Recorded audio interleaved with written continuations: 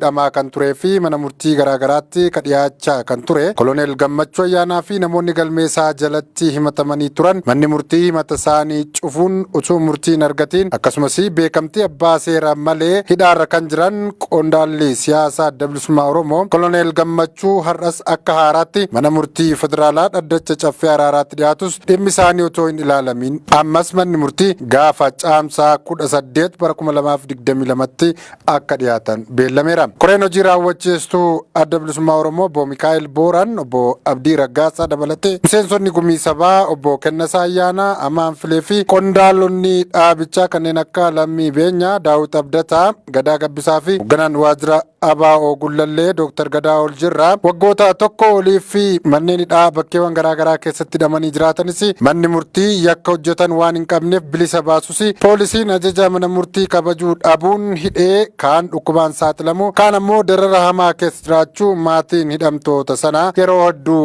ONN itti yaada isaanii kennaa turuun kan yaadatamudha. Komishiniin mirga namoomaa Itoophiyaa waraanni kaaba Itoophiyaa deebi'ee ka'uuf muddamaa jiruun yaadda'uun dhagahame. Komishiniin mirga namoomaa Itoophiyaa ibsa kaleessa baaseen sadaasa bara 2020 waraanni kaaba Itoophiyaatti loltoota Adda Bilisummaa Uummata Tigraay fi mootummaa federaalaa gidduutti dhalatee babal'achuun kaaba Itoophiyaa naannoo Tigraay, Affaarii fi Amaaraa keessatti gaaga'ama namoomaa guddaa uumuun yaadachiiseera. Waraanichaan lammiilee nagaa jiruuf jireenya idilee isaanii irraa danqamanii ajjeechaa, saamichaa fi dararaa arguun kallattiinis ta'ee alkallattiin miidhamuu isaanii ibseera.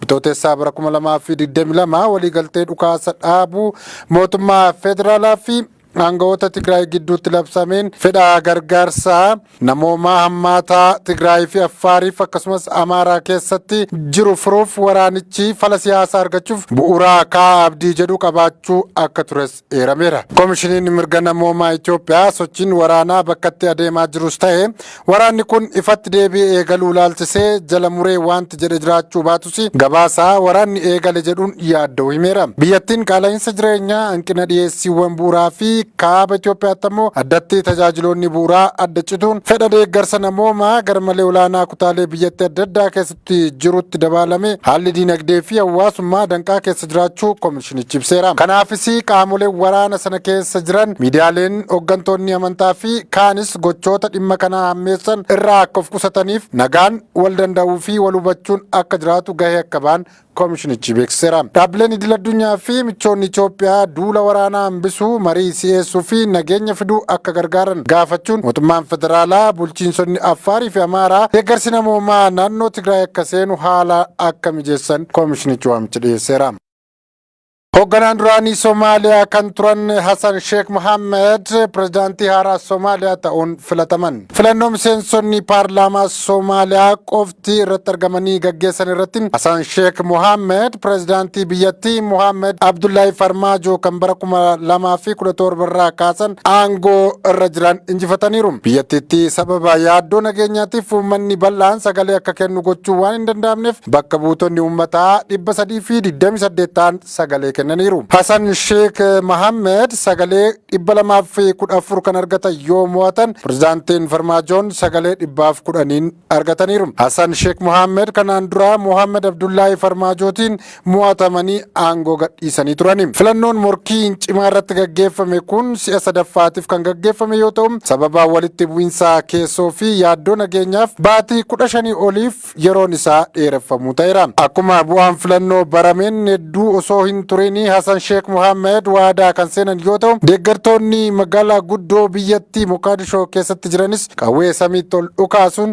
gammachuu isaanii ibsataa turaniiru jedha BBC'n. Mohammed Abdullahi Farmaajoon karaa fuula miidiyaa hawaasummaa isaaniin ergaa gammachuu dabarsaniin obboleessa koo Hassan Sheikh Mohammed pirezidaantii Somaaliyaa 10ffaa ta'uun waan filatamaniif baga gammaddan jedhaniiru.